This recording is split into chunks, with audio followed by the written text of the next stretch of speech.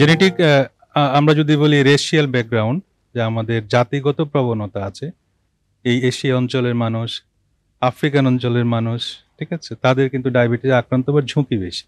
তো জাতিগত কারণে কিন্তু আমাদের ডায়াবেটিসে আক্রান্ত হওয়ার ঝুঁকি রয়েছে। আর ফ্যামিলির মধ্যে যদি কারো ডায়াবেটিস থাকে, যেমন ফ্যামিলিতে বাবার আছে এক ধরনের রিস্ক, বাবা মা দুইজনের আছে, রিস্ক কিন্তু ডাবল হয়েছে, ঠিক আছে। ফার্স্ট ডিগ্রি রিলেটিভস এর মধ্যে যদি ডায়াবেটিস থাকে, তারও কিন্তু ঝুঁকি অনেক বেশি বেড়ে যায়। তাহলে একটা স্ট্রং পটেনশিয়াল রিস্ক ফ্যাক্টর। অনেক পেশেন্ট কিন্তু আমরা পাই এরকম, দেখা যায় যে 25 বছর বয়স, লাইফস্টাইল যে খুব একটা ইরেগুলার করছে তা কিন্তু না। সে বললো যে স্যার আমি খুব একটা খাই না, মোটামুটি হাঁটাহাঁটিও করি, কিন্তু আমার এত অল্প বয়সে কেন ডায়াবেটিস? আসলে জেনেটিক যে প্রিডিসপোজিশন, এটা খুবই পটেনশিয়াল একটা রিস্ক ফ্যাক্টর। তাহলে যাদের ফ্যামিলিতে ডায়াবেটিস আছে, যাদের বাবা মায়ের ডায়াবেটিস আছে, তাদের কিন্তু অনেক বেশি সচেতন হতে হবে, এবং তার কিন্তু ভবিষ্যতে টাইপ 2 ডায়াবেটিসে আক্রান্ত হওয়ার ঝুঁকি অনেক বেশি।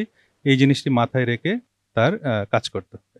আরেকটি বিষয় যেটা বলেছেন যে আপনি এনভায়রনমেন্ট, পরিবেশের বিষয়টা, এটাও কিন্তু খুবই গুরুত্বপূর্ণ। আমরা ডায়াবেটিক প্রোন পরিবেশে কিন্তু আমরা বাস করি। আমরা লিফটে নামি, তারপর গাড়িতে উঠি, অফিসে যাই, আবার লিফটে উঠি, আবার আমরা অফিসে গিয়ে আমার রুমে বসি, সারাদিন বসে বসে কাজ করি। একটু আগে স্যার যেটা বললেন, অফিস থেকে এসে আমার রুমে এসি ছেড়ে মোবাইলটা হাতে নিয়ে আমার দিনটা কেটে যায়। এটা হলো আমাদের সবারই একই রকম একটা জীবন, ইউনিভার্সাল লাইফ। তাহলে এই জীবনটা, এই পরিবেশটা কিন্তু আমাদের ডায়াবেটিক প্রোন করে দিচ্ছে সবাই, এবং আমাদের ডায়াবেটিস আক্রান্ত হওয়ার ঝুঁকি বেড়ে দিচ্ছে। আরেকটা বিষয় হলো যে আমি যে এই যে লাইফস্টাইলটা লিড করছি, এতে করে আমার জেনেটিক লেভেলের যে মিউটেশন বা পরিবর্তনগুলো হচ্ছে, সেটা কিন্তু আমার পরবর্তী বংশধরের মধ্যেও কিন্তু ট্রান্সমিটেড হচ্ছে। অর্থাৎ আমার যদি প্রি ডায়াবেটিস থাকে, আমার পরবর্তী বংশধরের কিন্তু তার ডায়াবেটিসে আক্রান্ত হওয়ার ঝুঁকি বেড়ে যাচ্ছে, তাদের মুটিয়ে যাওয়ার প্রবণতা বেড়ে যাচ্ছে, ঠিক আছে। তাহলে আমার লাইফস্টাইলটাও কিন্তু আমার পরবর্তী জেনারেশনকে কিন্তু এফেক্ট করছে। তাহলে এই সার্বিক বিষয় সবগুলো মিলিয়ে কিন্তু আমাদেরকে ডায়াবেটিক প্রোন একটি জাতিতে পরিণত করছে। আরেকটা হলো যে একটা সময় ছিল যে আমাদের 40 বছর, 50 বছর, 60 বছর পরে গিয়ে ডায়াবেটিস দেখা দিত, কিন্তু আমাদের লাইফস্টাইল, আমাদের সার্বিক পরিস্থিতি সবকিছু মিলিয়ে আমাদের ডায়াবেটিসের বয়স দিন দিন কমে যাচ্ছে। আগে যেমন বলা হতো যে 45 বছর পরে ডায়াবেটিসের স্ক্রিনিং করতে হবে, তারপরে বলা হলো 40 বছর পরে স্ক্রিনিং করতে হবে, তারপরে সর্বশেষ যেটা, সেটা হলো এডি, আমেরিকান ডায়াবেটিস অ্যাসোসিয়েশন, আইডিএফ, তারাও বলেছে যে এখন 35 ইয়ার্স এর পরে ইউনিভার্সাল স্ক্রিনিং, সবাইকে স্ক্রিনিং করতে হবে যে তার ডায়াবেটিস আছে নাকি না। বিশেষ করে অভিদ যারা, তাদের তো অবশ্যই করতে হবে। ফ্যামিলিতে যদি ডায়াবেটিস থাকে তাদেরকে তো অবশ্যই। তাহলে এই যে বিষয় আপনি যেগুলো বলেছেন, সবগুলোর সাথে কিন্তু ডায়াবেটিসের লিঙ্ক রয়েছে।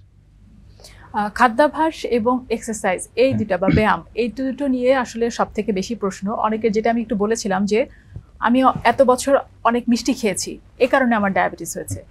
এই ব্যাপারটিকে আসলে কিভাবে দেখছেন? হ্যাঁ, এই যে মিষ্টি খাওয়ার যে বিষয়টা, অনেকেই আমরা মনে করি যে না, মিষ্টি খেলেই ডায়াবেটিস হয়, তা এটা সঠিক না। আসলে কিন্তু তা না।